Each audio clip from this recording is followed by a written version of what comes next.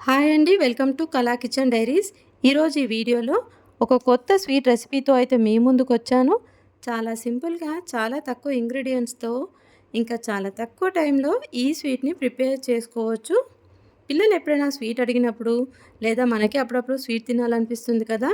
అప్పుడైతే ఈజీగా ఈ స్వీట్‌ని ప్రిపేర్ చేసుకోవచ్చు. ఈ స్వీట్ కోసం నేనైతే ఇక్కడ 3 బ్రెడ్ స్లైసెస్ తీసుకున్నాను. ఈ బ్రెడ్ స్లైసెస్‌కున్న ఎడ్జెస్ అన్నీ కూడా ఇలా కట్ చేసి బ్రెడ్‌ని ఇలా స్క్వేర్స్ లాగా కట్ చేసి రెడీ చేసుకోవాలి. ఇప్పుడు స్టవ్ ఆన్ చేసి ఒక ప్యాన్‌లోకి ఒక్క స్పూన్ నెయ్యి వేసుకొని మనం కట్ చేసి పెట్టుకున్న బ్రెడ్ స్లైసెస్ అన్నీ కూడా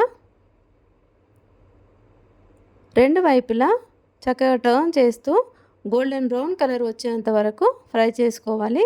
నెయ్యి ఫ్లేవర్ ఇష్టం ఉన్నవారు ఇంకొంచెం నెయ్యి యాడ్ చేసుకున్న టేస్ట్ అయితే చాలా బాగుంటుంది. మీకొక రిక్వెస్ట్ అండి, మన ఛానల్ని ఫస్ట్ టైం చూస్తున్న వాళ్ళైతే ప్లీజ్ సబ్స్క్రైబ్ చేయండి. వీడియో నచ్చితే లైక్ చేయండి. ఈ రెసిపీని అయితే ఒక్కసారి తప్పకుండా ట్రై చేయండి. ఇప్పుడు ఒక పావు కప్పు పాలల్లోకి ఒక 2 టేబుల్ స్పూన్ల కస్టర్డ్ పౌడర్ వేసేసి ఉండలు లేకుండా చక్కగా కలుపుకోవాలి. వేడి పాలు మాత్రం తీసుకోవద్దు. ఇవి నార్మల్ టెంపరేచర్ పాలల్లోనే కస్టర్డ్ పౌడర్ కలుపుకోవాలి.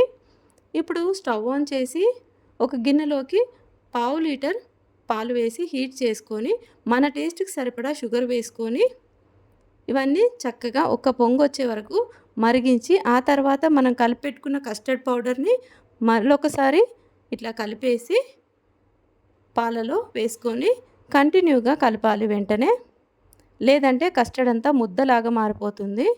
ఇలా కంటిన్యూగా ఒక 2-3 నిమిషాలు కలిపినట్టయితే చక్కగా క్రీమీగా అవుతుంది.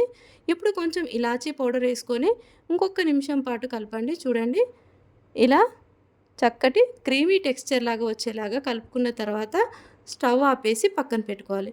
ఇప్పుడు ఒక సర్వింగ్ ప్లేట్లోకి మనం ఫ్రై చేసి పెట్టుకున్న బ్రెడ్ స్లైసెస్ అన్నీ కూడా మనకు నచ్చిన విధంగా ఇలా పెట్టుకొని మనం ప్రిపేర్ చేసుకున్న కస్టర్డ్ క్రీమ్ ఉంది కదా, ఇదంతా కూడా స్లైసెస్ పైన చక్కగా ఈవెన్గా స్ప్రెడ్ చేసుకోవాలి. పైనుండి మనం కొంచెం డ్రై ఫ్రూట్స్తో గార్నిష్ చేసుకుంటే మన స్వీట్ అయితే రెడీ అయిపోతుంది.